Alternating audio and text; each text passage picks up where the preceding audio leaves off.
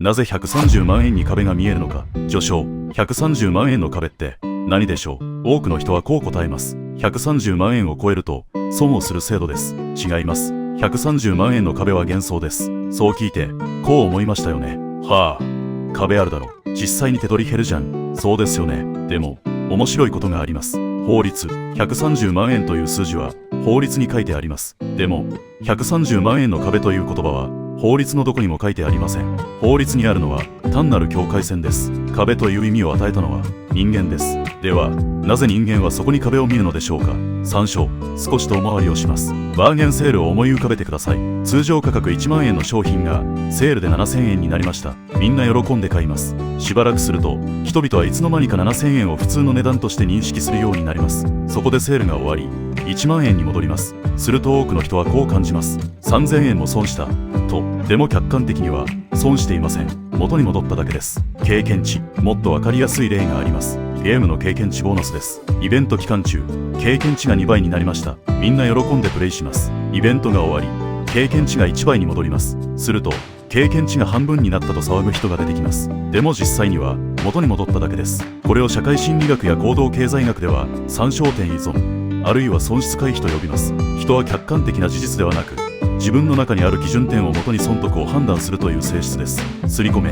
103万円の話に戻ります。長年にわたり一定額以下の収入には様々な税制上の優遇がありました。その結果103万円という数字は人々の頭の中で特別な意味を持つようになりました。103万円以下なら優遇される。それが当たり前になりました。そこに130万円という社会保険の境界線が重なります。ここで誤解しないでください。実際に130万円を超えると社会保険料の負担は増えます。それは事実です。問題はそのことではありません。私が言いたいのはなぜ私たちがそれを急激な損失と感じるのかです。経験値ボーナスが終わっただけなのになぜ大きな損失に見えるのか。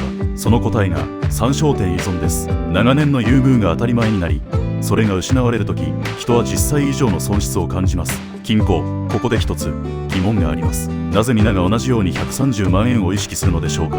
答えは単純です。個人にとって合理的だからです。労働者は考えます。130万円を超えない方が今は得だと。企業も考えます。130万円を超えさせない方が管理が楽だと。政治家も考えます。壁の話をした方が票になると。誰も相談していないのに全員が同じ行動を選んでいます。ゲーム理論ではこうした状態を均衡と呼びます。それぞれが自分にとって最善の行動を取った結果全員が同じ一点に集まる。130万円の手前に全員が自然と引き寄せられているのはそういう構造があるからです。創発。でもここからが本当に面白いところです。100人がそう感じるだけなら単なる心理現象です。でも100万人がそう感じて100万人が同じ行動をとると社会現象になります。パート労働者は130万円を超えない要労働時間を調整します。企業は130万円の手前でシフトを抑えます。政治家は130万円の壁を選挙公約にします。メディアは130万円の壁として連日報道します。すると最初は単なる境界線だったものが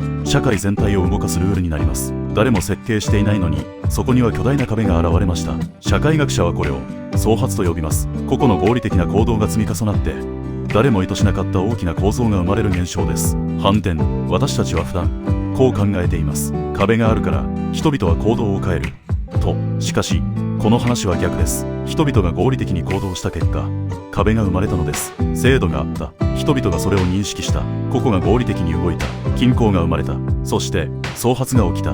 130万円の壁とは制度が作った障害物ではありません。人間の認知と合理的な選択が社会の中に浮かび上がらせた影なのです。要因。そしてこれは130万円だけの話ではありません。株価もそうです。お金もそうです。国境もそうです。会社という存在もそうです。それらは物理的には存在しません。しかし人々が存在すると信じて行動することで現実を動かしています。130万円の壁も同じです。それは法律の中にある壁ではありません。私たちの頭の中から生まれ社会の中で実体化した壁です。もしかすると私たちは壁を見ているのではなく人間という生き物の認知そのものを見ているのかもしれません。